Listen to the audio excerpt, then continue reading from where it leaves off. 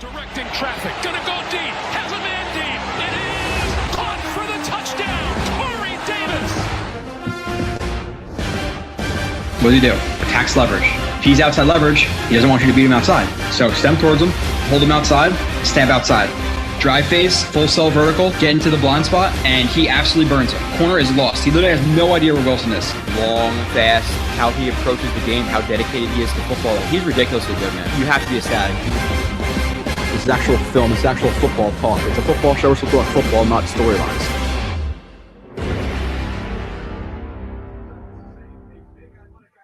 And you are listening to another edition of Blewett's Blitz. Sorry, my voice is a little bit gone. Obviously, watching the draft and having to talk loud led me to leave my voice a little bit gone. And then also, obviously, on top of that, the Devils won tonight. I believe the final score was 4-2-0. So big win for the Devils. If you're a Devils fan, obviously, I'm going to assume that 80% of the people who listen to this are Rangers fans because there's not a lot of Devils fans out there. But congratulations to you. So exciting night for one Devils fan and me. So that's why my voice is really gone. But obviously an interesting night. We're going to recap some of the drafts, some of the picks, some of the players still available. Some of the roster construction that is going on with the Jets right now. So this was based on the Jets pick, probably the worst year I could have possibly picked to not be in so tuned with the draft, because just getting right into it, pick 15, Jets take Will McDonald the fourth. I saw him as like a second round D end, so I didn't really know too much about him. It's obviously very interesting in terms of how the Jets are constructing their roster, because at this point, prior to going to the draft, we're talking about defensive end as probably, considering Carl Lawson's on the roster, the position on the roster we need the least out of any other position, right? Like, you can make an argument for anything that we need more than edge rusher at this point, right? Like, you need a quarterback more, you need a running back more, you need a D tackle more, you need a safety, you need a linebacker, you need a tackle, maybe you needed some interior offensive line depth to develop and be the heir apparent for $2 million Connor McGovern. But D end is one of the last positions that they needed, especially a D end who was 240 pounds. So my thing is with Will McDonald is, okay, like maybe he's a better player than we all think, but where does he fit? Because if he's going to be a weak side defensive end because he's 240 pounds, he's not playing Mike, he's not playing Sam, he's not playing Will, he's not a stand-up linebacker for the Jets. So he's only a weak side defensive end. So if he's only a weak side defensive end who is not necessarily going to be able to hold up in the run game right now, how does he fit? Like, maybe you move JFN more to the inside on rush downs, so you have him and Carl Lawson as edge rushers. Like, is that the plan? Like, you move JFN more in as a D tackle, but then is Huff, who you just gave us a tender to, he's making like $4 million, right? So where does Huff fit? So is Carl Lawson now immediately gone? Like, if Carl Lawson's not out of the picture, then I don't understand this. If Carl Lawson's out of the picture, I understand the move more, but it's still a reach, right? Like, you had JSN there. Obviously, all the tackles went. Like, I forget if it's like pick 8 or 9 again. I've had a beverage or two, so I forget exactly what happened. But pick like 8 or 9 Bengals selection here. But let's see who it is. Hold on.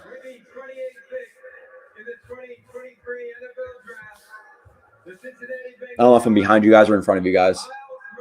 Miles Murphy. All right. So yeah, it just I don't know if Lawson's gone. Okay, it makes sense. But then what do you take that $15 million from Lawson and pour it back in other positions you need? Like, who is playing tackle for the Jets right now? Because unless they sign Cam Fleming, are we comfortable with any of these guys in the second round? Like, I know DeJuan Jones is still out there, and I know Antoine Harrison, I believe his name, is still out there. So there's still some guys that can take a tackle. But if they take a tackle in the second round, if those guys that they'd like are even there, who is playing D tackle? Like, there's just a lot of holes needed to be filled right now to take a edge rusher. Like, let's be honest, there is not one person I saw say Will McDonald would be a pick for the Jets. Like, Nolan Smith was there. Obviously, you had some lighter edge rushers who were there, but Will McDonald, I don't know, man. I don't know. They have to get rid of Lawson at this point. Like, you can't. you can't have guys like Lawson is an okay run defender, but he's more of a pass rusher. Like that's obviously why we paid him. That's why obviously a lot of guys get paid in free agency. But he is a guy who you want on the field on third down. Huff, the only reason he's here is third down, and now Will McDonald, seemingly the only reason or the initial thing he's going to offer the Jets is pass rush. So you have 3 defensive ends who are primary pass rush guys. How do you fit 3 of them on the field at the same time? So does one of them have to go? And obviously you'd assume it's Lawson because, you can get out of his contract easily. So is Lawson gone? And now, you could fit Will McDonald in there. Okay, I understand that. But this move, you're filling a position of strength to then have to fill a position of need with lesser capital. I don't know. It's very weird. I'm really curious to see how you guys feel. Again, to be very transparent, do I wish I could have watched highlights and watched film and really formulated an opinion while not necessarily intoxicated? Yeah, I would have preferred to do that instead of going on a live stream and talking in front of you guys and looking a complete jackass. But it is what it is, right? Like I told you guys I was going to come on here.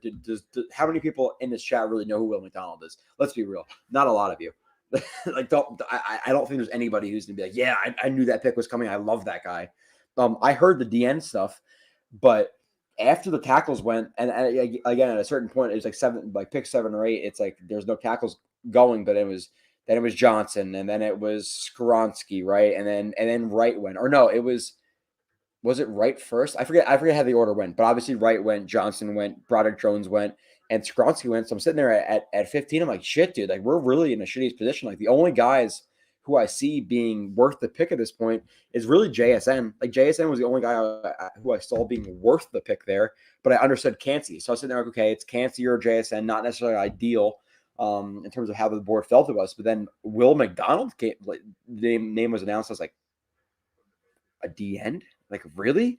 Especially a D end who is 240 pounds. Like he's an outside linebacker in a 3-4 from what I've seen, not a D end in the 3-4s or in a 4-3. So he's already like a very specific 4-3 end where he's like a wide 9 edge rusher type where he's not even a true fit for the defense. So you have multiple DNs. You drafted JJ last year. You invested a lot in Carl Lawson. You invest a lot in Huff. And now you draft a guy who doesn't necessarily fit the scheme so well. It really does not make a lot of sense to me. Now, again, I'm going to watch a film, and then after that, I'm gonna see obviously the Jets' corresponding roster moves to get rid of Carl Lawson. Then again, it makes more sense to me. But if they were to keep Lawson, and you have JFM, and you have McDonald, and you have all these guys, it's just way too much investment toward the defensive line. Like at a certain point, yeah, I get that you want to have studs as backups to come in and rush. But when that stud is a first round pick, he's only playing 40% of the reps. It's just I rather draft a safety. Like if you're going to keep Lawson, obviously, and I'm assuming the Jets are going to cut Lawson, but I would have rather drafted a safety. I would have rather drafted a linebacker. I would have rather drafted a tackle. I don't know, man. So let's see what you guys are saying. Obviously, there's going to be the Homer Jet fans out there, but I don't think anybody really expected this. So we will see what happens. I have a lot of research to do. I have a lot of film to watch. And again, if Lawson's cut, it makes sense. It makes sense. The Jets value defensive end a lot. But you already invested a pick in JJ too. So like let's say that he does work out, right? Like, let's say Will McDonald does work out and he's a stud edge rusher for the Jets. Maybe he's a guy who can defend the run, but that's a conversation we'll have down the road.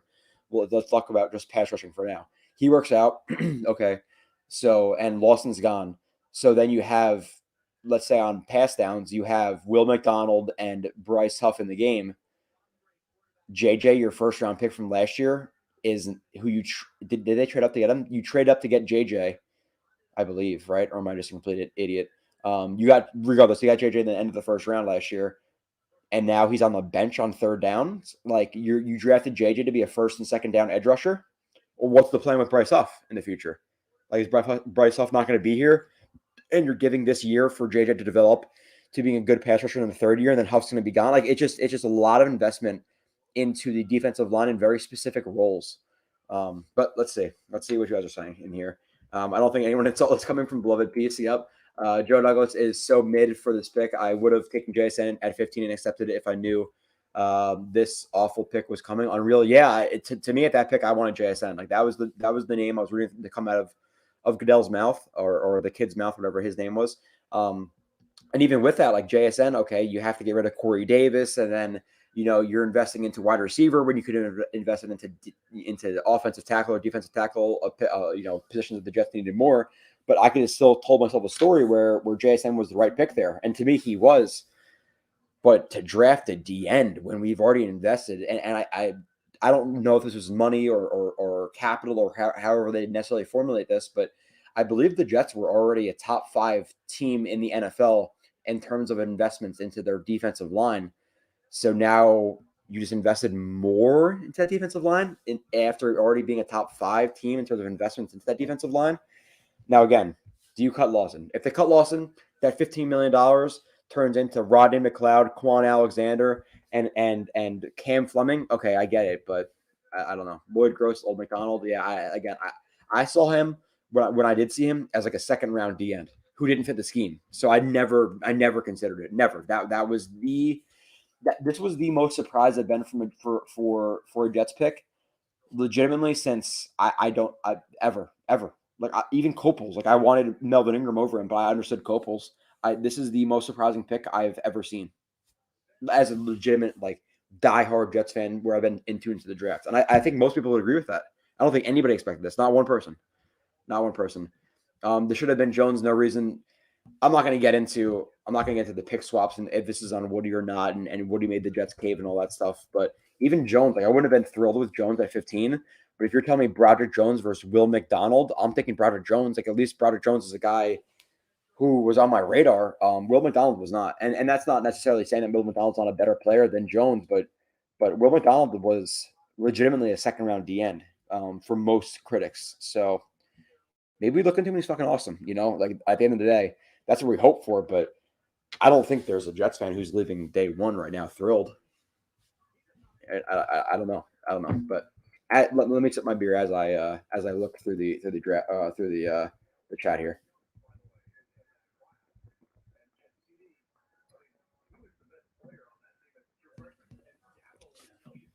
Linebacker is underwhelming. Like it's not even a linebacker though, Christian. Like if let's say that last year, and again, I'm sorry if I sound like an asshole. I'm sorry if I'm stuttering. I'm sorry if I slur. It is what it is. I enjoyed myself with my friends tonight, but it's not even a linebacker though. It's a D end.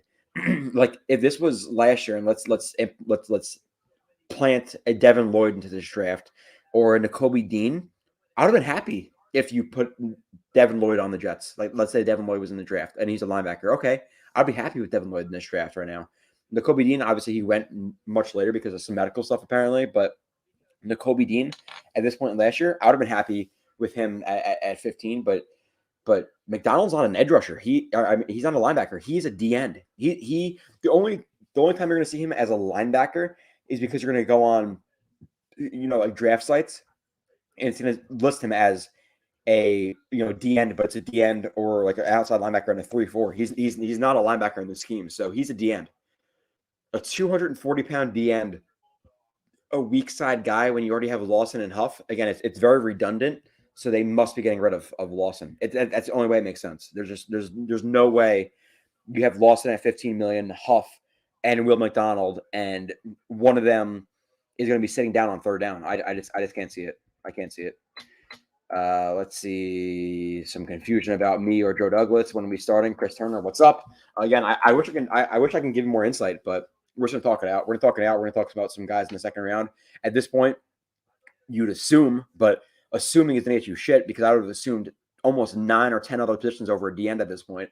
But we'd assume the second round pick is going to be a D tackle or tackle at this point. You can't go away. At the end of the day, we have to acknowledge that the Jets try to put a lot of they try to invest in Orlando Brown. They didn't hit on Orlando Brown, right? And they haven't hit on anything else since then. So you'd assume they know they need a tackle. So you're not going to leave the offseason without a second-round tackle or a Cam Fleming, at least something to address the position. And they try to invest in Campbell and Fletcher Cox, who are both starting-level guys. And then they kind of pivoted and invested into Jefferson. So you'd assume that the Jets know they need a D tackle and a offensive tackle at this point. So you'd hope that the next pick is one of those, and then they pivot to the other in free agency. Again, obviously, if you draft a tackle, you pivot in free agency, and it's a Al Woods, or if it's the tackle here, you go to Cam Fleming. But that's the only answer to me. It just doesn't make sense. And at this point, we're pretty much guaranteed that Corey Davis is on the roster, right? So who is wide receiver 5? I don't know. But Chris, what's up, man? I appreciate you being in here. Joe has a long night to convince. I'm not convincing people. Shit, I was shocked, flabbergasted at this pick. I had no idea. Like, I'm here with, like, you know, I think there's like 6 or 7 people here, a couple of my buddies, and like they draft and they kind of looked at me and I'm like, I don't know. I can't tell you. I have no idea. But I don't know. We'll figure it out together. We're gonna figure this out together. Here we go. Glad to see you, Joe. Be honest about your take. I know you will. Yeah, I'm not. I'm never gonna hide it. I have no idea. This is the most confusing pick I've seen in quite a bit. I would have rather have had, again, Kalijah Cansey, Darnell Wright was gone, obviously, but JSN, Jordan Addison, you could have told me a story. Quentin Johnson, you could have told me a story. Jack Campbell, didn't he go like 20? Somebody went really, really early. One of the linebackers went very, very early. It's not a great draft. It's really not a great draft. And a lot of people are talking about, oh, we should have traded down, but obviously there's nobody really to trade down for. But I expected at least 2 more names above. I expected 10 more names above Will McDonald. I don't really know. I don't know. And that's not a great thing to say. You know, I'm on a stream with a bunch of you guys and me just saying, I don't know. I don't know who the fuck he is. We'll figure it out. So let's see. Palada's never going to let that locker room fail itself. JFM playing more inside this year. I guess so. But then what does Huff do? Like, that's an answer. Yeah, JFM maybe playing inside more, but then you have Lawson and McDonald. But then what does Huff do? Like, you're gonna have Q in the field, JFM in the field, McDonald and Lawson, because McDonald's a first round pick. Lawson is a guy who obviously is making $15 million a year. So is Huff just an afterthought? Like Huff is not going to play in the run game. He only played probably 20-25% of the reps last year, and now he's going to play 10. And we just paid him $4 million on the tag. So if that's the case, sure, if you're keeping Lawson, but then what about Huff? There's a lot of investment into specific edge rushing defensive ends at this point for a team who doesn't have a safety, who doesn't have a starting free safety, who doesn't have a starting linebacker, who doesn't really have a legitimate starting tackle at this point. And obviously tackle went in a really shitty spot for the Jets, but let's not act like we are giddy with Max Mitchell being the starting right tackle. Let's not act like we're giddy with Brown being the starting left tackle. Let's not act like we're faithful that Beckton's going to be healthy to be giddy for him being the left tackle this year. So like, it's just, there's a lot of questions elsewhere. A lot of questions. This guy's got elite. Ben probably will be lost. He has to be. I don't see it elsewise. I don't see it. And if it is, it's much more understandable. Like the Jets they pour a lot into that spot, and you have a heavy rotation. Like even JJ at that point. Like let's say Lawson is gone. At that point, you have JJ, who was the 27th pick in the draft last year, right? 27th, 26th, 28th, whatever it was. He's on the bench on third downs. You give a first round pick on the bench on third downs because Huff is going to be there and McDonald's going to be there. So already you're kind of pouring too much into the spot. Like even with Lawson, you might be pouring too much into the spot because prior to the draft, I said cut Lawson, and then you have Huff and JJ at the end, or really you have JJ. Let's really say you have JJ Clemens kind of a pairing together, and then you have JFM to be the edge guy on first and second down, and then he can transition inside on third down, and then you have Huff transition to that third down role. And that works, but even that's almost too much investment to the defensive line considering all the holes we have elsewhere. So, wild, absolutely wild. He was a first round talent last year when he played more outside rush role. Yeah, I saw this year he played more like 4 and 5 tech, and last year he played more outside. So, like, do I watch him just this year and try to picture how he is as a DN full time or like as an outside rush guy full time? Or do I watch this year too? I don't know. I don't know. Lawson looks like odd man out. Yeah.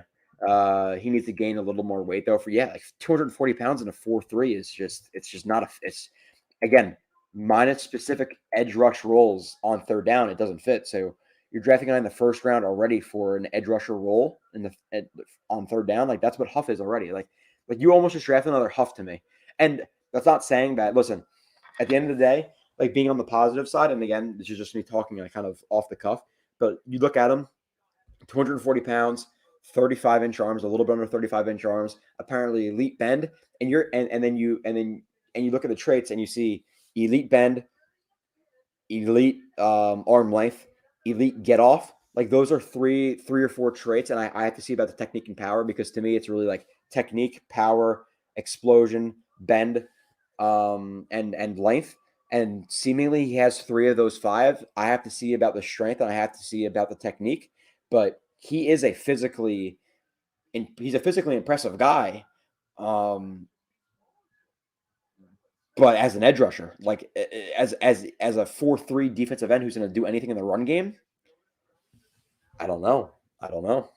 It's just like, did they just draft a pass rush specific guy with a first round pick?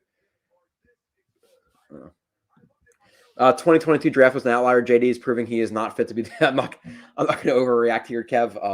For a lot of JD's picks, a lot of what he's done, I like the process. I'm never like, the result wasn't the best with Mims. The result wasn't the best with Becton. The result wasn't the best with whatever it may have been. But this is the most confused I've been about a pick. Like, we did not understand the Becton pick. We understood the Mims pick. We understood a lot of them. This is the first one where I'm like, what? Like, what is who did you just take? Really, past this, like, what's the most surprising pick that JD's made outside of this? Breece Hall last year is probably the most surprising outside of this, right? I don't know.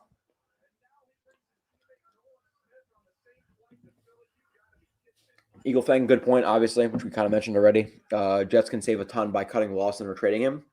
And if that's the plan, at this point right now, and we'll see how the contract is reworked. You have Aaron Rodgers taking about $1 million on in terms of a cap hit this year for the Jets. So if this money is used to then go sign again a linebacker, a safety, a D tackle, Cobb, Lewis, whoever it may be, then okay, I understand. If they really, really emphasize the edge game and they thought cutting Lawson just didn't fit their philosophy, I get it. I'm just not a big fan. But we'll see. Again, if Lawson gets cut, this guy comes in. He's a stud on third down, and him and Huff are studs. And you have JFM and JJ and Clemens on the edge on rundowns, and it all works together. Then great. But at this point, you have to tell me, how is tackle filled, how is linebacker filled, how is safety filled, and at this with linebacker, it does seem like Quan Alexander is going to be brought back. So that's probably how that spot is filled. But even past that, let's assume Quan is back. How is safety filled? How is tackle filled? How is D tackle filled? If those are all filled with guys who I'm comfortable with, then okay, I get it. But we have to wait at this point. Again, if this is the pick, if this is a pick, obviously no shit. This is the pick. This is the pick. So if following this is let's say it's a D tackle in the first in the second round, and then Cam Fleming's brought in and Quan's brought back and Roddy McLeod's brought back, or a 4th round safety, okay, I get it. There's an avenue for me to get this, but we're at the very beginning of that avenue or of that road, because initially roster construction doesn't make a lot of sense. It doesn't. He doesn't even fit the 4-3 end mold when we're already stacked at that spot. Like, Lawson's not a true 4-3 in terms of the run game, and he's what, I don't know, 6'1", 6'2", 260, and he doesn't fit it very well. Now you're bringing the edge rusher who's, what is he, 6'4", 6'5", 240. Like, he's a very, very specific 4-3 edge rusher on third down. That's it at this point. So McDonald will be 24 this June. Yeah, it's another thing too. Like, he's not even 21 or 22. He's 24. And at the end of the day, like, listen, if he's a stud and he gets to that 4th year and he's 28 years old, would you sign up for that? Like, you're right though. Like, what are you, 28 years old? He's 28 years old. He's on to a second contract for 3-4 years, and he's 31 at the end of that. Like, he's pretty. It's pretty old too. It's pretty old. It is. I'm sorry. Like, I want to be positive about it. I'm sure. I don't know what the chat is even saying right now. I'm very behind, but I'm just gonna keep drinking some Yinglings. I'm gonna keep talking to you guys for at least the next hour or so. So let's see where this goes. Harrison just got picked, Joe. Okay, yeah. See, like I'm not even now I'm not even watching the draft. I'm talking to you guys. So it's Harrison. Harrison's gone. So what? The only tackle we'd be comfortable with at this point, and I don't want to put words in your guys' mouth, but at 43 is DeJuan Jones. So is he gone? It's like who like listen. I want to have faith in Becton. I want to have faith in Brown. But if your tackles right now going to next year is Becton and Brown with Mitchell as a backup at right tackle and nobody really is a backup at left tackle, and don't give me the whole AVT tackle stuff. The Jets have already said they're playing AVT as a guard. AVT's not playing tackle this year. He's not playing tackle. So let's eliminate that. Let's eliminate that from our minds. Sorry. So next year, as at this point right now, it's Brown left tackle, Becton right tackle, Max Mitchell back up to right tackle, and that's it. It's not enough for me. Not with Aaron Rodgers, and I get the fact that Aaron Rodgers getting the ball out really quickly lessens the need for some like stud offensive linemen who could hold their spot for 3.5 seconds. I get that, but you still want to have some studs there, right? Like at the end of the day. So let's see. Okay, Kyle Brady pick had a worse reaction in Jets history. Steelers sniped us. Pats screwed us. Who did they take at 14? Was it Broderick Jones? Was it? I forget. Because the Packers took yeah, see, I already forget. That's the problem with drinking. Is you forget some shit. So if he becomes job, yeah, at the end of the day, Joe, like you could be right here. Like if he turns into a stud edge rusher, then who gives a shit? But the process initially with this pick, we don't. So we have to be fair in how we feel about the pick. Like I'm not going to come on here and be like, yeah, I love Will McDonald. I told you guys about Will McDonald for 3 months. And that's exactly what I did last year. I came in here drunk, same as I am now, and said, hey, I told you guys about Sauce Gardner. Nobody told me they would draft him. I'm so excited. I can't do that with Will McDonald. I don't know this guy. I don't get using the word reach to them. It was probably the opposite. They probably would have rather reached slightly at tackle, but there were none left. You know, Rich, so at the point to defend the Jets, at that point at 15, there was no tackles. There was no tackle to take. To everybody, it was Jones, Skronsky, and Campbell. And then obviously you had Darnell Wright, who creeped up towards the end, and he went he was actually the second or third tackle who went the draft. I believe the second, maybe even the first. I don't know at this point. I forget. But he went early. So those were the only 4 tackles worth taking at that point. So I was sitting there, and the only other guys I really heard about the Jets were interested in was JSN. But with JSN, you had Corey Davis. And clearly the Jets have a lot of faith in Corey Davis. So, okay, that's not an option. The Jets clearly have a lot of faith in him, and they don't want to move on from him, minus obviously maybe Odell coming in, but that has passed. So, okay, they have faith in Corey Davis. Okay, it's not JSN. So you think it's Cansey, but then with Cansey, again, he's redundant with a Quentin Jefferson. So who the hell is it? And people talk about the end, but I just didn't expect it. So I saw an avenue for it, but it was definitely behind tackle, behind wide receiver, behind D tackle. They just have to make a corresponding roster move at this point, right? Like they're not keeping Lawson. They can't. If they do, it's just so much invested. Like at a certain point, you're going to have a $15 million edge rusher, a first round pick from this year, a first round pick from next year. Like there's going to be downs next year. Let's say they keep Lawson, where you have JJ and Lawson on the field, and you have 2 first round picks who, not because they suck, because of a roster of a room that's so stacked that they're just sitting on the bench. You have 2 first round picks on really important downs sitting on the bench. Like at a certain point, we need a safety, right? Or a tackle or whatever it may be. That's kind of my point. If you guys don't understand what I'm saying, I'm not sure if I'm making sense, but I'm trying to make some sense.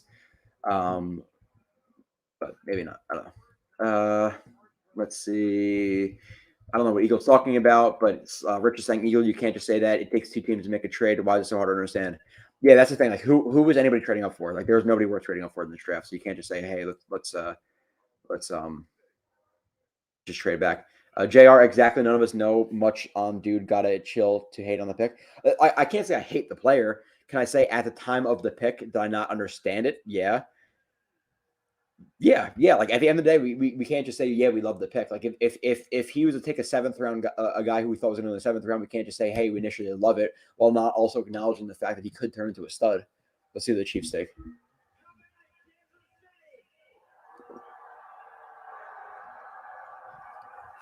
don't know if you guys can hear my TV in the background, but Of the 2023 NFL Draft, the Kansas City Chiefs select Felix and your DK Ozama, defensive end, Kansas State.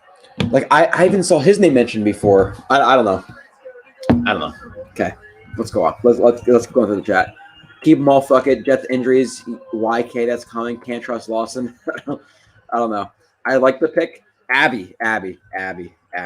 Did you? Abby. Did you? Did you really like the pick? Are you sure? Watch McDonald be better than JJ. It's a possibility. Like when you look at McDonald and you looked at just him on the baseline, the things that excite me about McDonald are the length and the bend and the explosion. Like if you're telling me three things, and obviously you want technique and you want like power, but length, bend, and explosion, like those are three really good fucking things you want to have for an edge rusher. So he has really interesting physical characteristics. But again, like even if he's better than JJ sitting on the bench then on third downs, and you drafted a first round guy to be an edge setter on first and second down, which is fine at the end of the day. Like if that's how your roster is built up, then okay, I get it. But they have to take that $15 million from Lawson now and do something else with it. It has to be. And obviously, you have Kansas hasn't gone yet, right? So there are not a ton of other teams who are obviously very high on him. So I don't know. Let's see. Well, they took the clock down to basically nothing. So obviously, I don't know. Yeah, it's very easy to say just straight down. So I want to see your opinion last year. Sir Jess Smith or Sir whatever CMD. I don't know if you mean this like, oh, you hated Sauce and Sauce was great, because if that's the case, then you're very wrong, because I was on here for 3 months prior to the draft advocating for Sauce. Literally probably one of the first people on YouTube saying I wanted Sauce, and they drafted him and I was ecstatic, and he was probably had one of the better defensive rookie campaigns we've ever seen in the NFL. So if you want to see my opinion last year, then sure. Okay. I don't know. Okay. Never mind. And a lot of you guys wanted JJ in top last year. I guess you're talking about. Cut Lawson signed best free agency tackle available with the dough. Yeah, it's Cam Fleming right now. If they bring in Cam Fleming, but the thing is, I haven't heard him have any interest in Cam Fleming. Now, what if maybe they bring back a George Fant? Like if next year your lineup is the same as it was last year with Fant, Brown, Mitchell, Becton, is that what we're rolling into the season with? Like it might be, and that's a big risk to me.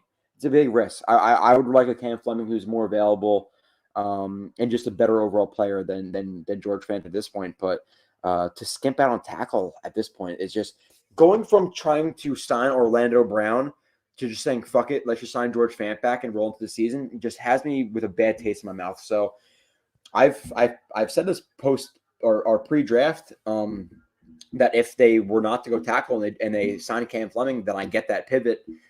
But they better pivot pretty strongly to Cam Fleming. Like who else is available at offensive tackle on it right now? Let's see. Offensive tackle free agents NFL. Let's see. This gives me a excuse to drink my beer as well. Let's see.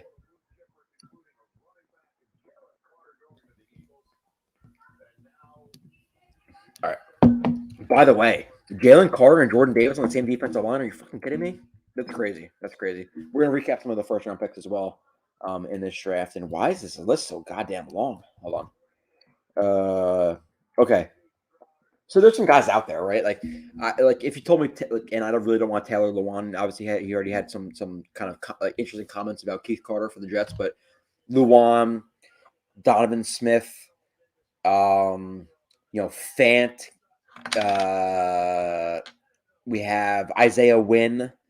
We have Cam Fleming. Like there's some players out there. If you told me Cam Fleming, Isaiah Wynn were to come in, like even past Cam Fleming, Isaiah Wynn.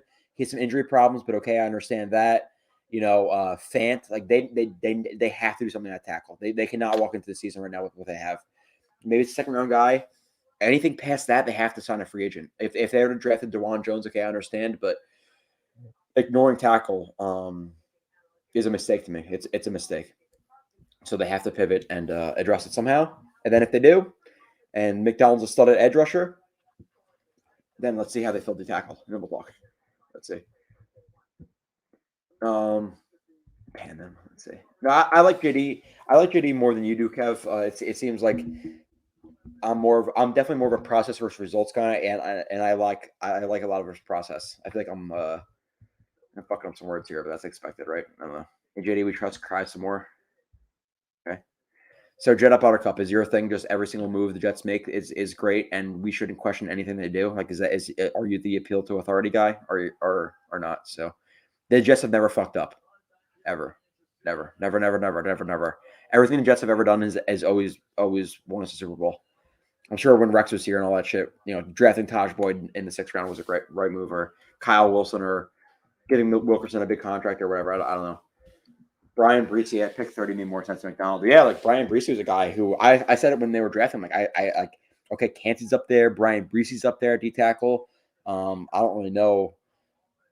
I definitely didn't say McDonald. I definitely didn't say McDonald. So let's see.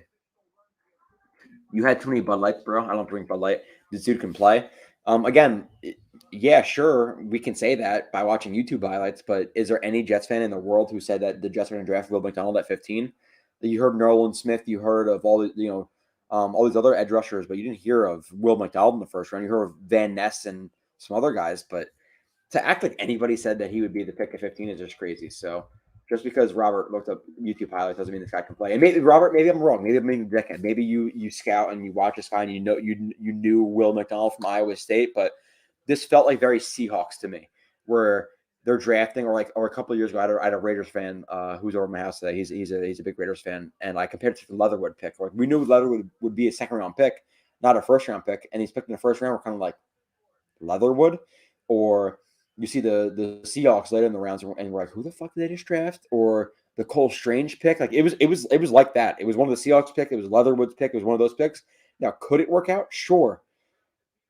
Is the process and how we got here great? And like, do I agree with it? Not necessarily, but I can't say I watched Will McDonald. I can go and watch Will McDonald for the next, from the last 2 years and be ecstatic, which I will do. I will go back and watch him the last probably 2 years, I guess, considering I guess he played more in a wide alignment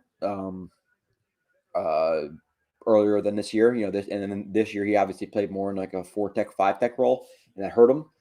But let's not act like we were thrilled about this pick. So.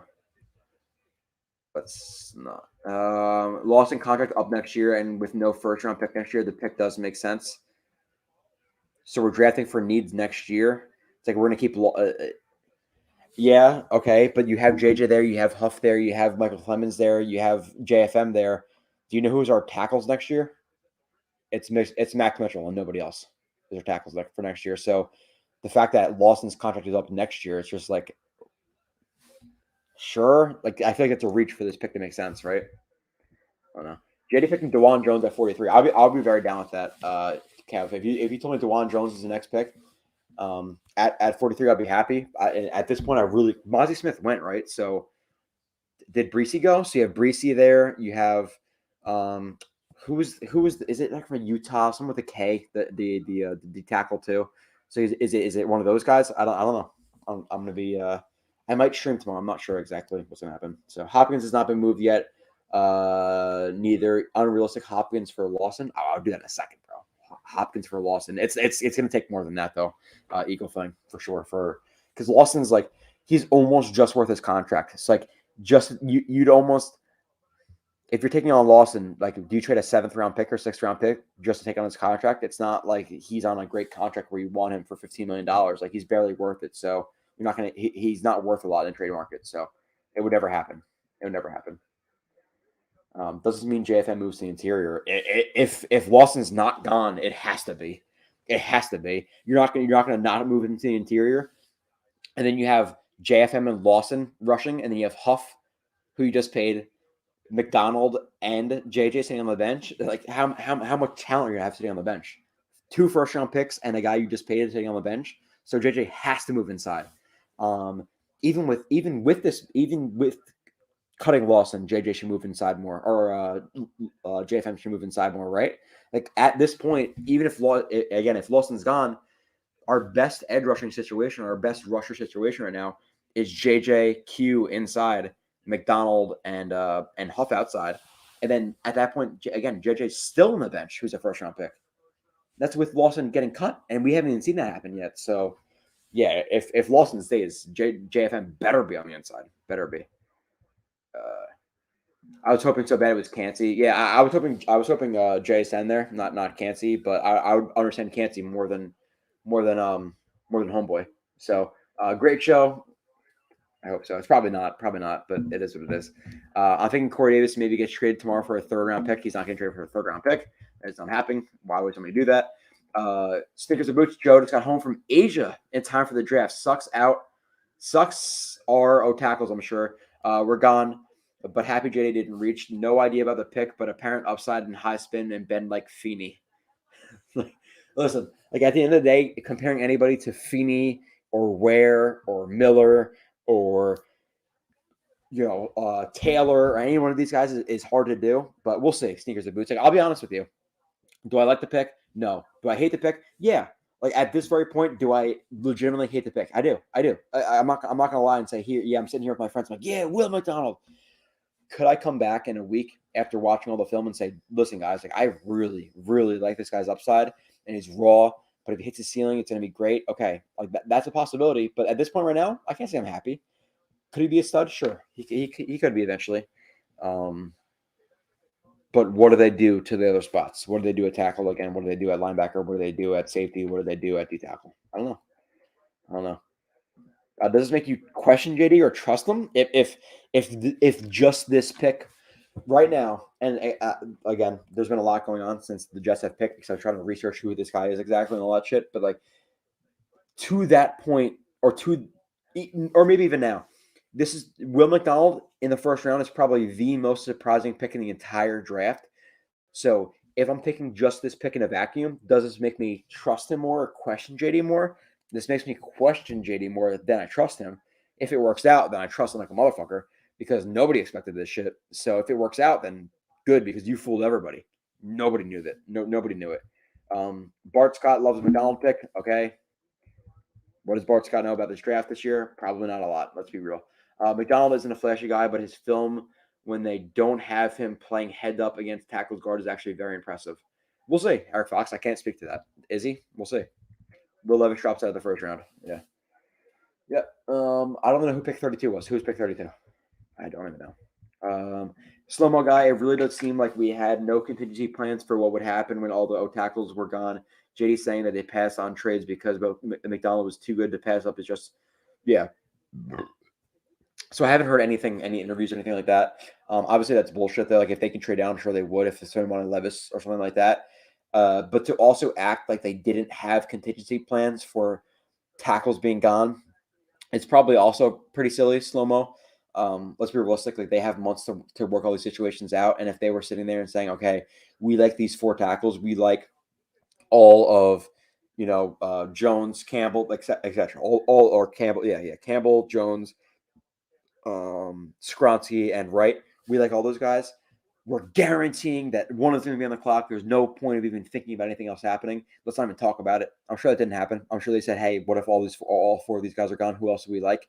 And maybe some other guys came up.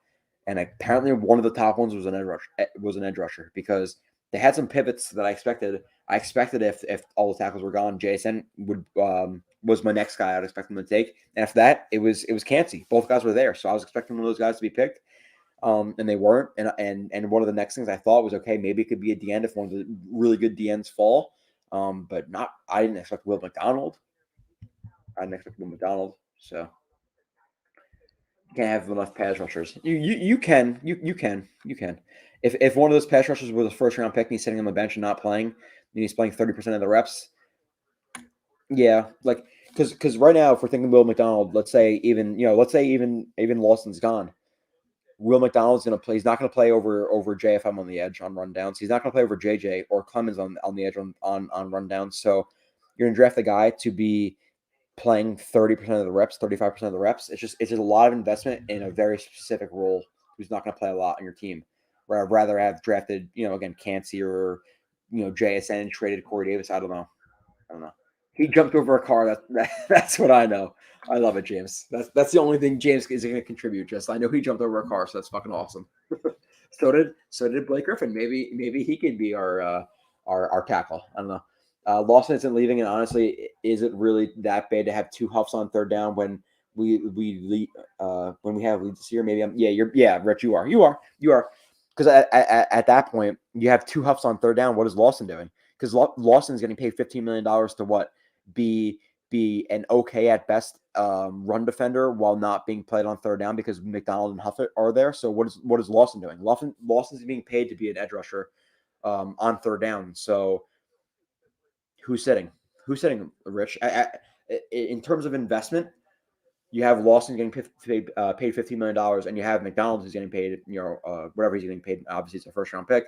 So Huff is the least investment you have on edge in terms of third down edge rushing. So is it Huff? You just paid him $4 million. Like, is that the plan? Is Huff is gone now and Lawson's going to be at this point just trade fucking Huff done? Like get rid of Huff, and now you just drafted a first round guy to replace Huff. Like Huff was worth $4 million for what he did, but now you're gonna draft a first round guy to replace that. You see what I'm saying? Like maybe I'm not making a lot of sense, and maybe I'm really questioning myself on making sense because I've had quite a few, but I'm trying to make sense. Like, did you just draft a first round guy to replace Huff? You paid $4 million to do that role, or are you now displacing Lawson, who's making $15 million to now play on the edge on rundowns, which he isn't the best at? Right? Like, am I making sense? I hope I'm making sense. But to be transparent, I told you guys prior to the stream I'm not going to make a lot of sense tonight. So, way overreacting. Okay. Here's hoping Joe watches the film and comes back next week and says, "Guys, he's worth it." Yeah, no, slow-mo, for real. I really hope that too. I really do. And if I like his film and then Lawson's gone, I'm gonna say I understand it a lot more because you could have JJ Clemens, JFM there on rundowns, so it's not like he needs to fill that role. Again, at the end of the day, is it still an overinvestment into the position? Like even if Lawson's gone and I like him. Is it still an overinvestment into the spot? Probably. But if he turns into Khalil Mack, then I don't care. And obviously, it's not a one-to-one comparison there. But if he turns into a really good edge rusher, which obviously the Jets have some conviction that he will be, then awesome, right? So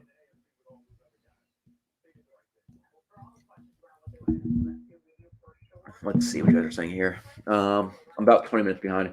Hey, Joe, our new DN linebacker tweener can jump over a car. Okay. Sure. Joe keeps it 100. I appreciate that. Again, I don't even know where I was in this, but I'm gonna keep getting up to you guys. There's not gonna be many streamers who are gonna tell you, yeah, I expected Will McDonald. I just can't, and it's just very redundant. Yeah, Joe's voice last year was killed from the sauce, but yeah, if you're gonna come here and say, like, yeah, I want to see what you said last year, I was ecstatic. I really, really wish, and I said it after the sauce pick, I almost wish I had a camera in my house because we freaked the fuck out because obviously I was a very big component of Sauce. He was my number 2 player in the entire draft behind Aiden Hutchinson. And then when all the picks went down and it was pick 3 and I heard cornerback and I was like, no way, they took Sauce. And it was Stingley. I freaked out. And then when the Jets came on and they picked Sauce over Thibodeau, I was so happy. But yeah, my voice is gone from that. My voice is gone this year from the Devils game. Devils winning 4-0. They're talking about going down 2-0. A lot of Rangers fans talking shit, 5-1 both games, and they come back and win 3 games in a row. I am fucking excited. I'm excited about the Devils right now. So what next game is that Saturday night? I think it's Saturday night, which is balls because I've worked that night too. You're not giving McDonald enough credit in the run game. He played inside at Iowa and held up well. So like Chris, like I'm gonna be very transparent to you. Like, how much of this that you do you know before you Googled him? I'm being real. Like maybe you do, Chris. Maybe I'm being an asshole. But I'm gonna say 90% of the people who are out there who would put this comment there also have no idea who Whit McDonald is. So yeah, like, and at that point, I'm not putting him on the edge over JJ. I'm not putting him on the edge over Clemens. I'm not putting him on the edge over Lawson, who's 30 more pounds than he is. So he's not going to play in the run game. He doesn't have 35 plus inch arms. He has 34 and 7/8 inch arms. So he doesn't have 35 plus inch. arms. And if we were in a 3-4, it would make more sense. But we're in a 4-3. I just don't think he can play 4-3 full-time defensive end unless he gains 15, 20 pounds, which I don't see happening, because then he loses the explosion, So, and maybe he does. Maybe he's going to be a wide 9 forever with the Jets. But I don't know. What makes this pick even worse? What makes this pick even worse is it was the player Mel. Did he really? Yeah. I don't know, man. I can't watch Mel Kiper. He just looks like an ostrich to me. I don't know. Joe, wide 9 Joe. He's an upgrade over Lawson as far as run support goes. Is he, Chris? Like, maybe you're right. Maybe you're right, Chris. Maybe he's a good run defender. I don't see a guy being 240 pounds as good in defending in the run game in the NFL, regardless of what he did at Iowa State, and what people say about him in the run game this year. For them, being 240 pounds and playing a 4-3 scheme and being a good edge defender is very, very hard. So I doubt what you're saying, but you could be right. I'm just being very honest. I'm just not pulling any punches. I doubt what you're saying, but you could be right. We'll see. We drafted a luxury on the defensive side, yeah. Yeah, they did not reach for need. That's for sure. They drafted their best player available. At least we know that, right? Do we have any credence in knowing that clearly we need a safety, clearly we needed a linebacker, clearly we needed a D tackle, clearly we needed a offensive tackle, clearly we needed. You could have even convinced me maybe of a tight end over this, but clearly they drafted their best player available, right? We on copium life support. I'm not. Listen, at the end of the day, it could all work out. We still have Rodgers. We still have plenty of cap space. I think to make some stuff work. And before Rodgers came, it was $8 million, right? We had in cap space. Rodgers was about $2 million hit. You had the draft cuts about $4 million. We're about out of $0 right now. So you can make some stuff work. You can restructure whoever you got to restructure. Actually, no. JFM restructure too, so we probably have like $4 or $5 million to play with right now. But you could still get rid of Lawson. You could still get rid of Whitehead. You could still do plenty of stuff. Like just getting rid of Lawson and Whitehead, that's $25 million. For $25 million, you can sign Cam Fleming, Quan Alexander, Rodney McLeod, Al Woods for that price easily. And maybe even make a splash. Like who's to say that at this point the Jets will make a splash for a tackle or a D tackle? I just can't see the Jets going from Orlando Brown at tackle to nothing, right? Like, would it make sense, like following the breadcrumbs? If you go from making a very, very high investment to nothing, it just wouldn't make a lot of sense if you're trying to invest that much into Orlando Brown to say, no, we're good with Becton and Brown as starters. Joe, maybe Lawson goes, yeah, for sure. That's what I think that's going to happen. This is a typical JD reach. What other reaches has he had, Snoopy? What other reaches has he had?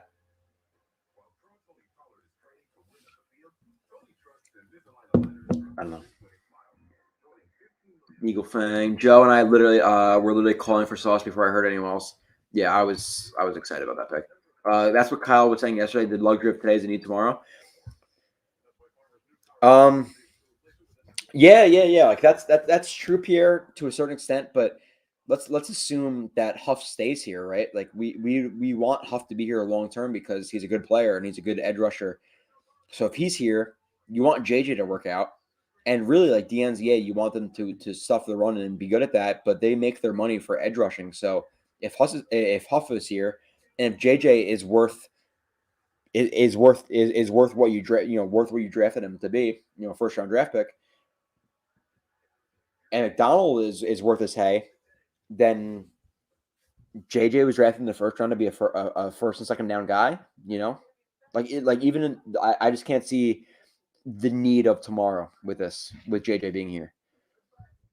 And McDonald could be a better pass rusher than him, you know what I'm saying? But it's a lot. It's a lot. Taylor Lewan, McDonald's a monster. Joe, I don't think they are done. No, they can't be done at no tackle. Matthias, they can't be. Is this pick the same logic that got us Ashton Davis? I don't know. I don't know about that.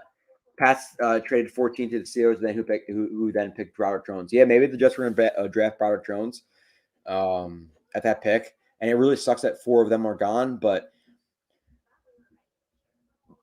at the end of the day, it really is crazy that 4 tackles went who were all worse than the fourth worst tackle in 2020 draft, right?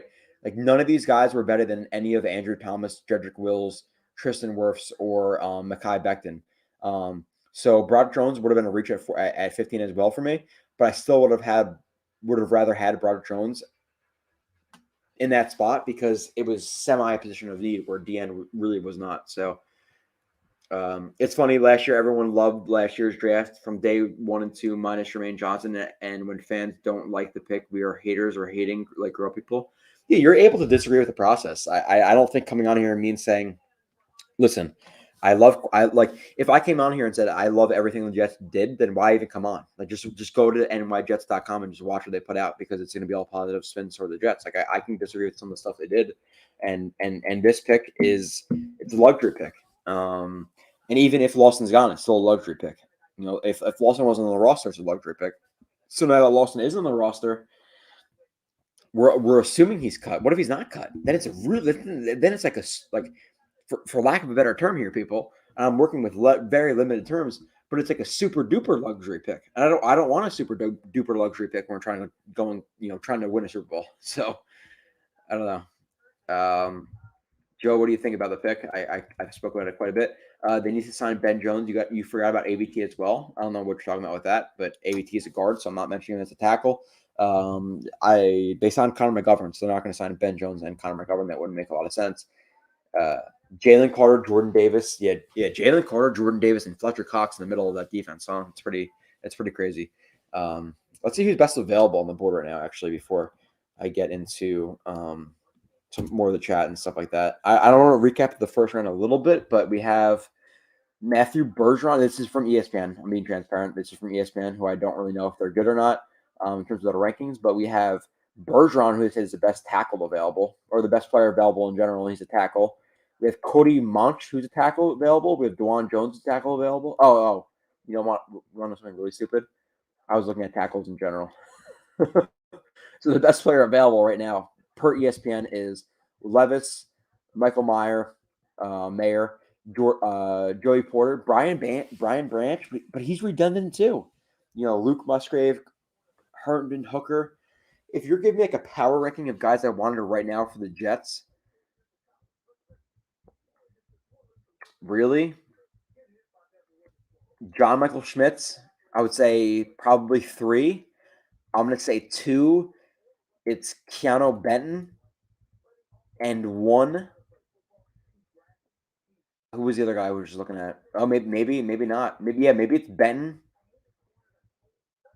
Benton. What's the tackle's name from Ohio? Is it Ohio State? The other tackle? It's him. It's him. Benton and maybe Schmitz. But even Schmitz at that point, like you already have McGovern. Like how many depth pieces are we gonna take? Eagles getting gifted dudes. Yeah, for sure. Why didn't they take Jay? They must be comfortable with Corey Davis. Like they wanted a Odell Beckham because that's who Rodgers wanted, but past that they're comfortable with Corey Davis. I don't know. I like JSN too. Sign Ben Jones and Taylor Lewan. I wouldn't say Ben Jones, but yeah, Taylor Lewan, Cam Fleming, Isaiah Wynn right now needs to be one of the signings for the Jets, and obviously unless they draft a guy in the second round. So, oh man, Joe, I see eye to eye with you almost always, but I'll bet any of you Lawson isn't going anywhere. I get the thinking, but not happening. Mark my words. That's fine, Rich. But then again, you have 3 guys who need to play on third down. Like again, who are you cutting? Huff, or who's not playing? Huff, Lawson. Is it McDonald? Is it JJ? Like you have so much investment into that spot. So to me, you have to cut Lawson. It's just why is Huff or Lawson sitting on the bench on third down? And even with that, like McDonald, like if McDonald's sitting on the bench on third down, then why is he even playing first and second down? I don't know. And Rich, maybe I'll rethink it. I'll rethink it in the morning when I'm not as many deep for sure. Maybe I'll have a different opinion. But right now, me at this moment, Lawson was paid to be that edge rusher. Huff is only paid to be an edge rusher, and this guy was drafted seemingly right now to be an edge rusher. So sitting one of those guys on third down just doesn't make sense to me. When at this point right now, what is Jordan Whitehead going to take snaps at free safety? You know, Joe, I should have more streams drinking. Makes you different. I don't know. I don't know what that means. Joe, I should have. I should have more streams drinking. Makes you different. I don't know if it's a good thing or a bad thing. I don't know. I don't know. Did you see Dude Perfect in the draft? I did not. I didn't.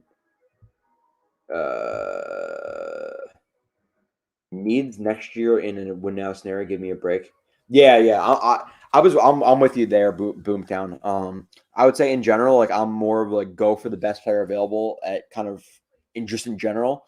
But this year I leaned more towards need because they have to fill some needs to make the Super Bowl run. Like you can't.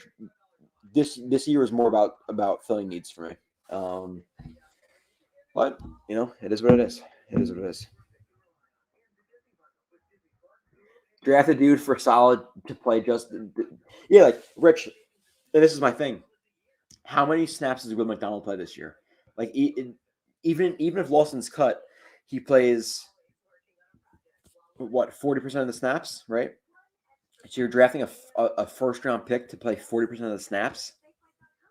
I don't know. Yeah, see, Breezy just went to New Orleans. Okay, so Breezy's gone, Mozzie's gone. There's not a lot of D tackles available. So it's Benton, right? Benton.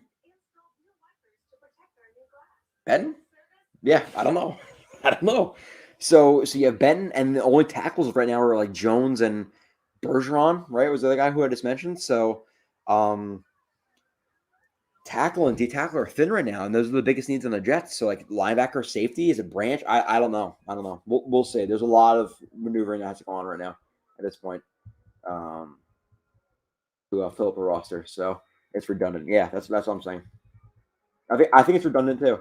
What do we get at 43? I'm hoping for DeJuan Jones. I'm hoping for apparently Bergeron's next biggest tackle. I'm hoping for Benton. Those are the names I'm hoping for because at this point, those are the two biggest needs on the roster. And minus pick 43, you have to go to free agency. So I'm hoping they draft one of those two things. Why would the Cardinals trade for a 30-year-old DeAndre Hopkins? Well, the Cardinals traded away DeAndre Hopkins, right? Is that trade official, by the way?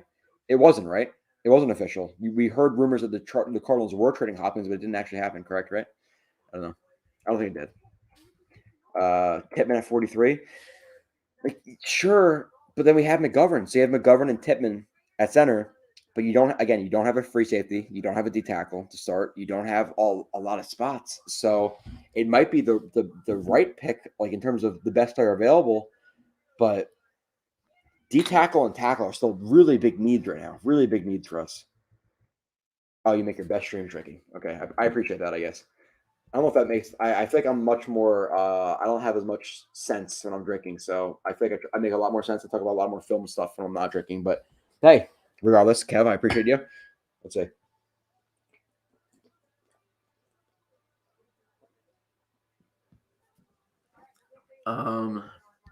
Let's see. JFM is a natural D tackle and a damn good one too. I don't understand why we keep playing him at edge. I'm okay with JFM at edge. On first and second down because he's a good run stuffer on first and second down as that edge shutter. But his best attribute as a player is a interior defensive tackle on third down. Like that is his best attribute. So even playing him full time at D end is a little bit of a like a misplaced asset, I guess, is something I can say there. So I don't think he's a natural D tackle in terms of him as a run stuffer though, Rusty. So, but that's why I thought he was paid. Like when he got paid in 2021, he was more of that interior defensive rusher. So he got paid and he went more to the exterior. So he's almost out of place as well. So. Let's see. Joe, you'll hate his pick. More interesting is film, not lying. Kev, I hope you're very wrong. I hope you're wrong. I really do. Obviously. Right? Why not? Why wouldn't I? McDonald is versatile. He can play all over the line. Okay. Yeah, so like Billy, I'm not trying to be dick here, but I don't think that a 240-pound D end is going to play a D tackle. So how is he playing all over the line? I don't know. Tell us what you really think. I'm telling you what I really think. I am. I definitely am. Yingling's help, but But yeah, let's see. Fred the Rabbit or Feed the Rabbit.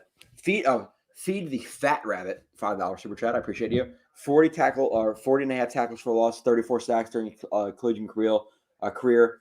Led all D tackles or DNs and forced fumbles. Tremendous upside. I agree. It was a reach though.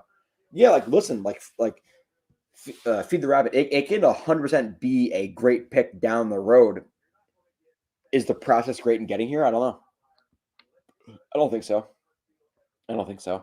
And even if he's great this year, what does he play? 35, 40% of the reps? Maybe I'm wrong. Maybe he plays 50, 60. A guy who's 240 pounds as a DN in a 4-3, I can't see him playing more than 40% of the reps. So yeah, tremendous upside and all that stuff, but I don't know. We're reaching a little bit. Hopefully it works out. Hopefully it does, obviously. If he's a fucking stud, then who cares?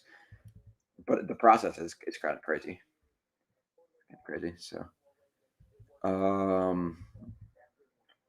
most fans would have picked JSN at 15. Yeah, I think that would be the fan consensus pick at that point. Jamax, I don't know. Bad night for me. Rangers lost. Bad pick for me. Yeah, the Devils won, which for me was the redeeming quality of the night. And again, I'm really excited to go watch this guy. Obviously, I'm not going to watch him now because I'm going to watch one play. It's going to take me 45 minutes to break it down because I'm clearly not in a good mental state to watch film at this point. But I'm really excited to watch him and see what he's about because clearly they value what he has. And I can say for the most part, what Joe Douglas has drafted and brought in free agency, I seem to agree with what he sees on film for the most part. So I'm curious to see if I'm going to see the same thing he does on this film for McDonald's. So maybe McDonald's was the pick because they are Marvin. They are completely different players. He's not a stand-up linebacker. McDonald is an edge rusher. So I can see him playing some reps where it's a radar defense or a creeper pressure where he's gonna drop into coverage or something like that. But it's not going to be something where he's consistently in coverage. He's going to be maybe 2, 3, 4, 5, 6 times a game. But he's a DN. Think of him as a DN. He's not a linebacker. I know you see linebacker because people thought of him as a 3-4 end. So let's see. Kuiper loved him. Yeah, I don't know. I'm glad we think Broderick Jones. I wasn't high on him. Yeah, neither was I, Mike White. I wasn't either. But if you're telling me right now, prior to the draft, Broderick Jones or Will McDonald at pick 15, I'm going to take Broderick Jones. We were mad Huff doesn't play enough. Imagine, yeah, McDonald. If he's playing 40% of the reps, we're gonna be pretty pissed, right? First round pick playing 40% of the reps, and you have JJ, and I hope somebody could tell me how many snaps JJ played last year, in terms of the percentage for each game. But JJ played probably 40% of the reps too, 45, something like that. And was that enough? So you have JJ who's playing 40% of the reps. You have McDonald who's playing 40% of the reps. So you just drafted 2 first-round edge rushers to make up for 1. JJ is the first and second round guy. McDonald's the third round guy. So 2 first-round picks equals 1 really good edge rusher. Is that what's happening? I don't know. I don't know. Let's see. Move Lawson for a day 2 pick. It's happening. Tackle, much bigger need than D tackle. I would say that in a vacuum, D tackle is probably the bigger need than offensive tackle, just because you at least have starters at tackle, where I don't feel like you have starters at D tackle. I feel like Quentin Jefferson is more of a backup. But considering Rodgers is on the roster and I'm favoring offense more than defense, I would take tackle over D tackle at this point now as well. So, Joe B, Dave, what's up? The voice of reason, again, I don't know about right now. McDonald will only play third and long, which, again, for a first-round pick, I don't know. I do not know. JFM will move inside, and now we'll have a new edge to replace those reps. Yeah, so hype. If that's the case, that's what – but even in that spot, you have JJ sitting on the bench, which I understand if that's how you had to kind of work the offensive line, but at that point, it's still an overinvestment.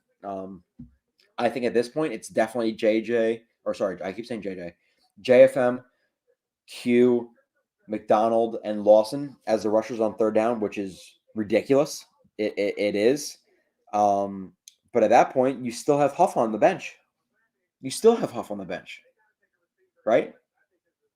Yeah, you still have Huff on the bench. He's only making $4 million, but still, like, that's what he was good at last year. Like, the best get off time in the NFL, really good pressures and all that stuff. So if he's not going to be back or Lawson's not going to be back, like, I can make an avenue to get it, but it's still a luxury. It's still a luxury, right?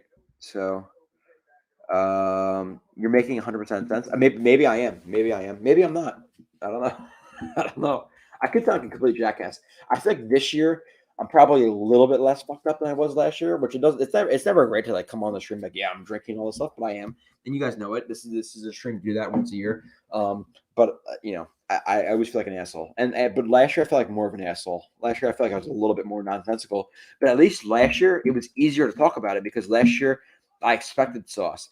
I understood Wilson. I understood JJ. I understood all this stuff. This year, I don't get it. I don't know a lot about the player, so it's almost hard to talk about him. I don't know. Many people compare McDonald to Michael Parsons. Who, Stanley? Who, Stanley? Who is saying that? I don't know. The more Joe talks, the more it makes sense how bad the pick was. And I'm not meaning to do that. I'm going through my thought process, right? Like, how much is he really going to play? Even if he's great this year, how much is he going to play?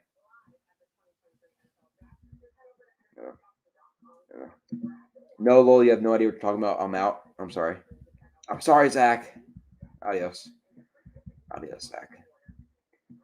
That's the thing. Like you risk having a new listener or two, be like, yo, this guy's an idiot. Yeah, maybe I am. Especially right now. So I appreciate that, Mike White. Like, which clearly that guy didn't. He's out. I'm an idiot. Will McDonald was a perfect pick. That guy, this guy, let's see what he is. What's his name? Zach knew all along we were going to take Will McDonald at pick 15. I'm an idiot. But he could be right. He could be right. Let's see. Duke, I appreciate you being honest because this is me as well. I've never. Well, no. That's a lie.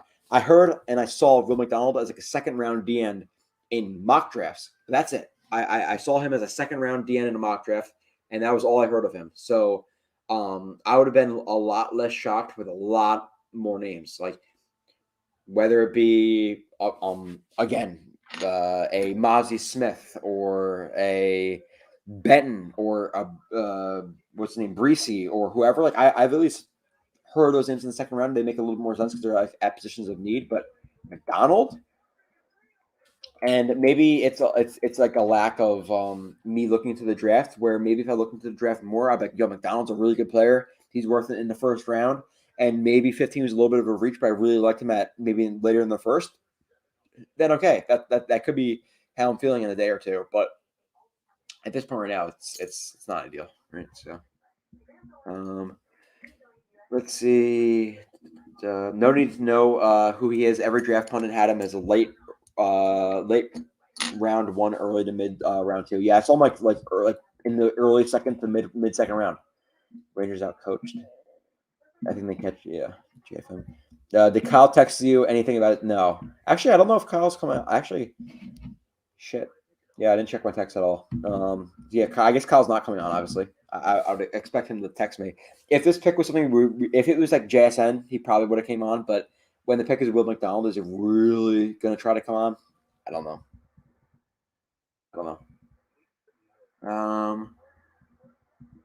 Who are the winners and losers of the first round? Yeah, I'm going to get that in a little bit, Kev, because I really haven't recapped anything in the first round. An upgrade over Lawson isn't saying much. Lawson is overrated. Yeah, I don't really know where to take this one, Duke, because he's Lawson's still good. Like he's a good edge rusher, and he's gonna be better in 2023 than he was in 2022. But I never talked about Will McDonald being better than Lawson because Lawson, if I had to bet on Lawson last year or Lawson this year, he's gonna be better than McDonald will be year one, right? Like Lawson could still be a 8, 9, 10 sack guy this year. Huff is a very effective edge rusher, so who is he better than in that situation in his rookie year? Right? Let's see. Salty Jets fan today? Yeah. I would say yes. I would say 90% of Jets fans, 95% of Jets fans are I'm not happy. Typical JD reach. What a bad take. I'm not gonna say it's a reach. I'm gonna say that would be the part of the bad take. But is this a reach? Yeah, it's a reach. Is it is JD reaches typical? No, right? So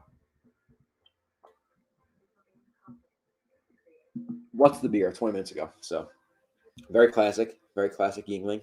Pennsylvania, the original beer of America. But no, it's a very generic beer. I like a lot of like Paulaner and Spattens and German wheats and things like that. But it's Yingling. If I'm gonna go like to a generic spot, Yingling is my first choice of beers. So let's see. Love the video, mate. Appreciate you, John Rogers from Australia, right? I believe. So I did a lot of research. Like even after this pick, like I probably should go to bed. My wife's not gonna be mad at me and stuff, but I'm probably gonna be watching some film and all that shit of Will McDonald the fourth.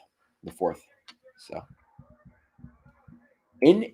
in honor of Will McDonald the fourth, should I order McDonald's? Should I order McDonald's on stream? Let's see. Is McDonald's still open? I know I did this last time, right? Should I get a McDonald's McFlurry for Will McDonald? Let's see if they're open. McDonald's. They're open. You guys tell me. Should I get a McChicken and a McFlurry for Will McDonald's honor? If you guys tell me I should for Will McDonald be a good player, then I'll do it. How quickly do you think Will McDonald can put on weight? Dude, Sean, I don't know. I gotta watch him. I gotta look at his frame. I gotta see how thick he is, like built around the waist. I gotta see his legs. I gotta see how he plays in the run game. I gotta see how he uses his length. I gotta see his speed of power. I gotta see his pass rush moves. I gotta see his motor. I gotta see so much about this player. I don't know much about him. I don't know much about him. So hit the likes. I appreciate that. Slow-mo guy, Joe, it's not a super luxury pick. It's a Jeff Bezos pick. Am I stupid or am I drunk? I don't know. I'm not sure. It's a Jeff Bezos pick. I'm assuming you're talking about like he's super, super rich. So it's past luxury. It's like super, super millionaire. So it's even past that. I'm assuming that's what you're talking about. Joe, did you see who he picked at 15? That's great. Pass rusher is never like a luxury. It doesn't even sound right. Well, listen, if we keep Lawson, if we keep JJ, if we keep Huff, if we keep McDonald, let's just draft another one next year because it's not ever a luxury, right? It can't ever be a luxury. You can have 45 edge rushers. It's never going to be a luxury. At a certain point, it's a luxury. Let's be realistic, right? At a certain point, it is. You think we go safety in round 2 instead? I don't, some guy, just because from what I've seen in this draft, it's a lot of box safeties. So unless we just feel like being super fucking redundant and it's going to be, okay, we have 3 pass rush specific edge rushers. We have 3 strong safeties. It wouldn't make a lot of sense to me. At this point, could I see, I would hope he would be a D tackle or an offensive tackle. Past that, could I see JMS? Yes, I could see JMS. I could see a center. I could see a linebacker. I don't really know who's is Simpson available from Clemson? Like there's some guys who are still available there, but safety, if there's a free safety there, I could see it, but I see a lot of the guys available being strong safeties. So let's see. Connor Hughes from S1, I gave the pick a C, and ESPN gives an F for the 15th pick based on team need. Yeah, I don't know. Maybe we trade for D-Hop. Yeah, that'd be ideal, right? That'd be nice. DeJuan Hayes suggests our line coach. That is not happening. Yeah, but he said he had a tough time with our offensive line coach in the first couple of years, but like he came to respect him or something like that. So I still doubt it, but yeah, I would at this point. I would say I would prefer. What's his name? I said 1,000 times. Cam Fleming is number 1. I would say Isaiah Wynn is probably 2, and George Fant is 3. I just don't see DeJuan Jones being available at 43. If he is, okay, I get it. But if you were to draft him, then still at that point you have to sign Al Woods. Like you can't go from Calais Campbell and Fletcher Cox to, okay, Quentin Jefferson's the answer, right? It wouldn't make a lot of sense. You have 1,000 assets at the end, but not many at D tackle. Again, JFM will probably kick inside, right? So, Levis does have a missile arm. Yeah, I'm glad I didn't research draft class as much this year, right? Never trust Mayo and Coffee guy. Yeah, that's true. Benton's Branch is on the board. The thing with Branch is everything I've seen from him. He's a slack guy and a strong safety guy. So, and that's what Clark is, and that's what Whitehead is. So why draft him? Why draft him? Do we go offensive or defensive next?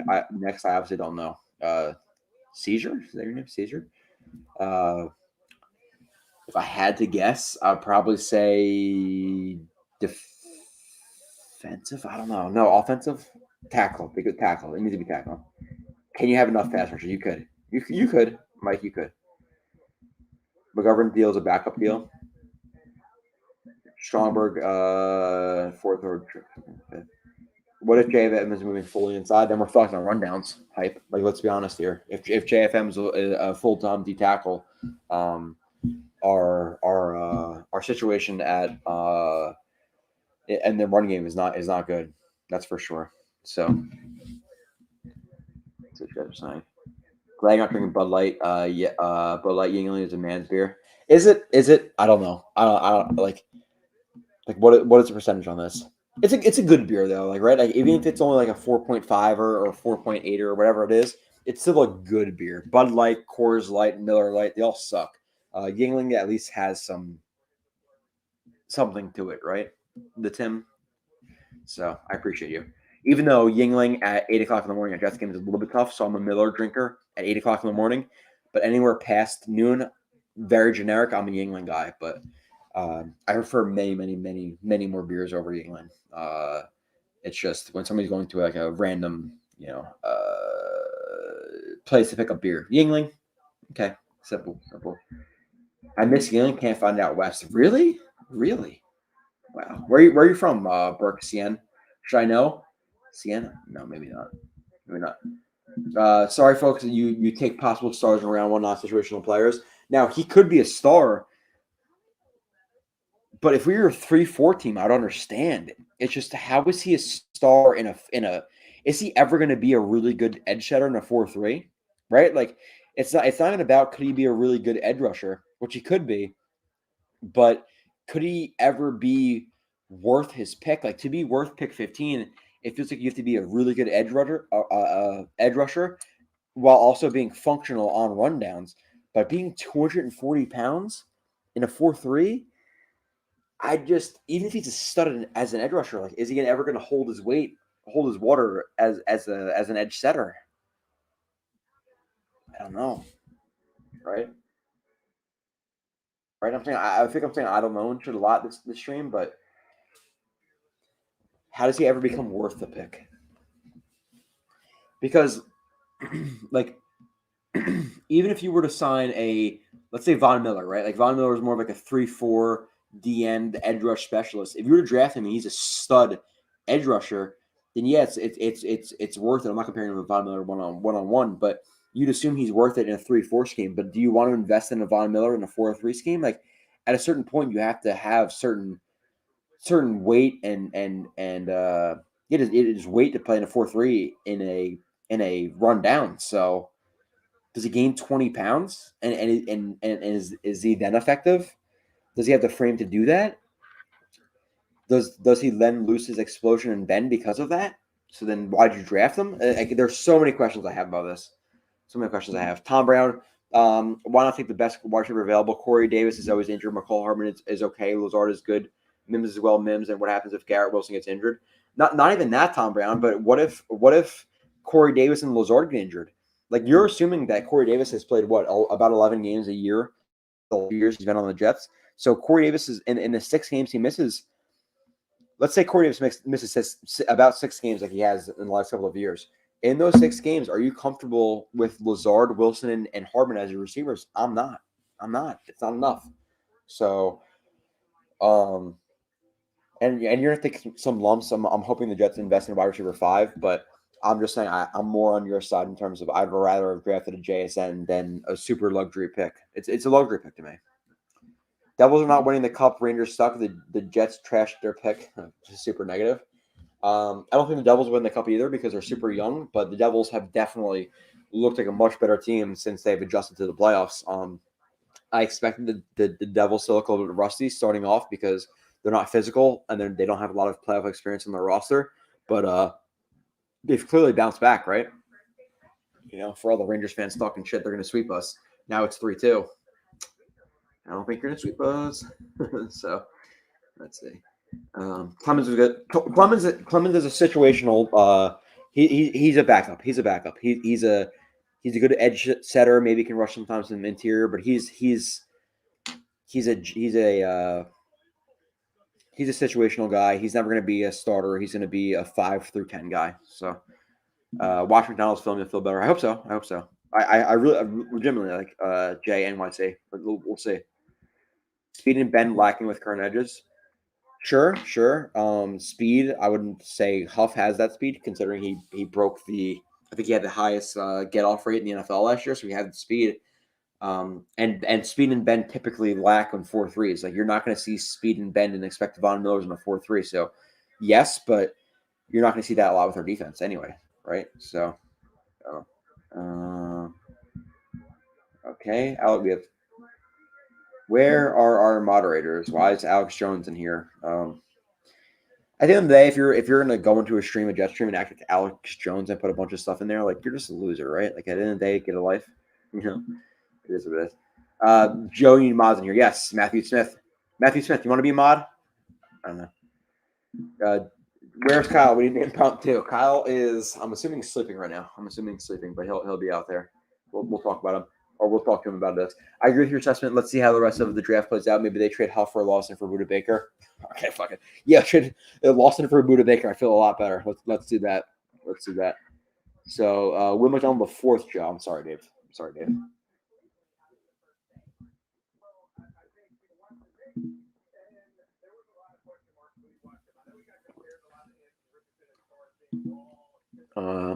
Keep all of our edges. Huff can't play the run, short arms, and frame.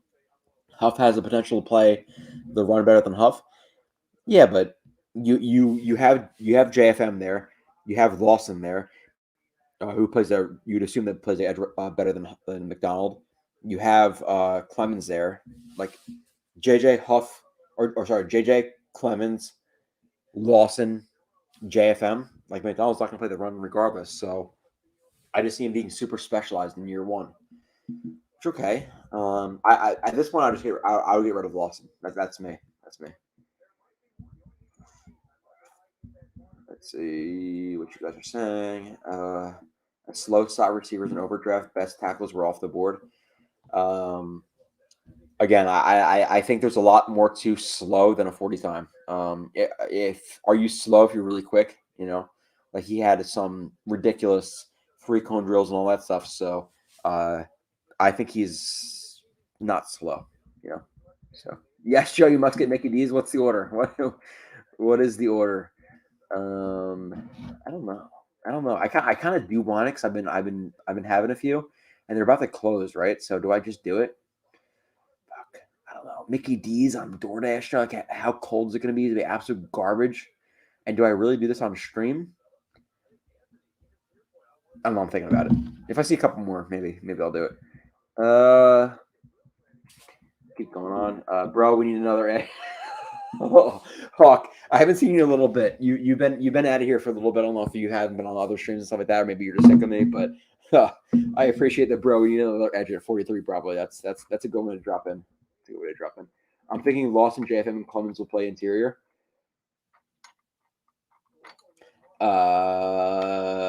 What about Quentin Williams? I don't know. ABTs are emergency offensive tackle, need fresh legs for the past decade in the fourth quarter for getting ahead in games. So we're going to take an emergency offensive tackle. Oh, no, hold on. Then who's our guard? So we'd rather have a fresh legs in the fourth quarter for our rush attempt instead of having a tackle, just a tackle in general. So what happens if Mitchell sucks? What happens if Becton is injured? What happens if Brown sucks? That's a reach. Super. Maybe I'm not formulating my argument in the best way here, but we're going to take fresh legs for the fourth quarter in games instead of a legitimate starting tackle. AVT being an emergency to a to Mitchell, Becton, or Brown is much less valuable than whatever. I don't know. I'm not making sense anymore, right? So I'm squinting. I just can't read. Can Clemens play D tackle? No, not really. Rush downs, stunts, things like that. Yeah, sure, but a full time D tackle and like hold up double teams and stuff like that in the interior. No way, no way. Joe, are you and Monmouth Beach are up in Highlands? In the Highlands. It's not the Highlands. I'll argue anybody that it's just it's just Highlands, and I'm not in either town. I actually work in Highlands, but and I lived in Highlands for a while, but I'm actually in Middletown. A lot of people are like weird with the towns they live in, but I'm in Middletown, which is like a 50 square mile town. And is anybody from the chat really looking for me? Like, who gives a fuck? Yeah, I live in Middletown, so that's where I'm at. 07748, my town. Middletown's a good town. Yingling random beer with taste. Random beer with taste. I think it's not a random beer. It's very pertinent in where I live. Like it was made in Pennsylvania, right? So, random though. I don't know about random. It's very generic here. At least where we live, Yingling is generic. McDonald equals Brian Thomas. Brian Thomas was bigger and he can set the edge. Like Brian Thomas was an edge setter too. ABTs are emergency offensive tackle. Good to have fresh legs. Okay, you said that before. Is D Hopkins the plot? Yeah. Marvin Gunn for sure. I think the Jets make a splash. I can see that happening for sure. Why not? If you get rid of Corey Davis and you save that money on Lawson, and that's $25 million, you just create it right there. You bring in Hopkins for what is he like $16 million? I can see it happening. Super Dario, I'm sorry, I already answered this kind of, but I appreciate the $5 super chat. ABCs are emergency offensive tackle. Good to have fresh legs for the pass rush when we were up in games in the fourth quarter. Again, I'd rather have a legitimate starting right tackle or D tackle than fresh legs. You know, like he's fresh legs at this point. Do you think JD's wife is giving the silent treatment tonight? He deserves it. Yingling for the win. All right. It's not like I fully endorse this brand, but out of the generic Buds, Coors, Budweiser, all that shit, I like Yingling the best. This is my generic beer for the win. But I'm off the bed. Pick one tomorrow. JSN is not slow. Yeah, like how do you define slow, Art? I agree. He's slow in a straight line, sure, but if you're extremely explosive out of breaks, are you slow? Do it. All right. Can't have McDonald's. All right, I'm gonna have to order McFlurry, Devon Jones. All right. What's the best McDonald's hangover meal? Is there a good? I don't. I've really never had. Considering I live in Jersey, and the only thing that pissed me off, I don't know if you guys saw the stuff on it was like NFL Network or whatever it was, where they were saying some things for Aaron Rodgers to know about the Jets or about Jersey, and they're like, oh, there's no Central Jersey that exists. Central Jersey very much exists. I'm from Central Jersey. I do not consider myself Northern New Jersey. I do not consider myself Southern New Jersey. North New Jersey, whether like Newark, wherever it may be, they all think they're from New York, Jersey City, Hoboken, all that shit. They're all basically New York. Southern New Jersey, like Cherry Hill, all that shit, they think they're from Philadelphia. Central Jersey is Jersey. I am Central Jersey, but being from Central Jersey, do I get McDonald's when I'm hungover? No, I get pork roll. Pork roll is a hungover meal. Do not give me the shit about Taylor ham. It is pork roll, and I get pork roll when I'm hungover. That's probably what I'll do tomorrow. It's got a nice. It's called a belly buster, and it has hash brown on it too, some bacon. So I'll get that. Don't worry. The Jets drafted a Shamrock Shake. Hope we get Cody Monch at tackle tomorrow. Okay, we'll see. Not looking for you. Damn Iowa State fan, but this pick is still questionable. Interesting, Jacob. I'm curious to see what you think about McDonald. Likely we hit the offensive line with 43. Hit the offensive line, but then who are you signing at the tackle? Because Quentin Williams, Quentin Jefferson, and Solomon Thomas is not enough. Like you try to sign Cox, you try to sign Campbell, and you bring in Al Woods, and it's a downgrade. If you're bringing Al Woods and Quentin Jefferson, either way, your starters are downgraded. Now, I'd argue the overall position group may be stronger because, okay, Al Woods at 3 is stronger than Nathan Shepard was at 3 last year. But you better make a move at the tackle if offensive line's the move at 43 because, again, what we have right now is not enough. So just knew you were a little north of me. Oh, like yeah, a little north of you. So what are you like Bradley Beach, Asbury? Where are you at? Where are you at, Dave? If we don't sign Ben Jones, we don't draft the center at 43. If we don't sign Ben Jones, we don't need to draft the center at 43. Okay, well, McGovern's going to be he's your vet guy right now. So why would you sign 2 vet guys? Like the thinking with drafting a center at 43 is to let him develop. You're not going to let Ben Jones or Connor McGovern develop at 43. You know what I'm saying? Like you're not going to let Connor McGovern or Ben Jones develop. So it would make sense for them to sign Ben Jones with McGovern already here. It's much more likely to draft a center than sign Ben Jones at this point. You're not going to have 2 vets sitting there. Am I stupid? Central jersey. See? Dave knows. There is a central jersey. There's a central jersey for sure. Try to get Freeland at 43. Awesome technique and athletic. Just needs a book up for a year. Could spot start. Which later? Yeah, I don't know. I don't know. Your hangover meal also serves a clot every hour. Yeah, for sure. Oakhurst. I think I was in Oakhurst for something recently. The fuck was I in Oakhurst for? I don't know. Brick High. Okay, Brick. Yep. Brick, Central Jersey. Brick. See, Central Jersey does exist, correct? Correct, Freaky Frog. So, I think I'm gonna end it, right? Like we've been on here for about an hour and a half. People are dropping off now. We have all of day 2 tomorrow. I may or may not be on for tomorrow's draft. I don't know what exactly I'm gonna do. For the time being, I will be on during the draft, like live the entire thing, but I'm really not sure. So near Eatontown. Okay, yeah. Oakhurst, yep. The way the draft is going, JD is going to try to trade back into first yesterday. I figure I shouldn't take tomorrow. Put in the order first. I appreciate it. We'll see. Okay, I appreciate you guys. I'll be back potentially tomorrow. I'm not sure. But I'll talk to you guys soon, whether it be tomorrow or on the stream after all this draft stuff happens. Again, a little bit of a weird day one for the Jets, but we will do some research, and I will be back with a lot of information on Will McDonald. But regardless, I appreciate you guys, and I'll talk to you soon.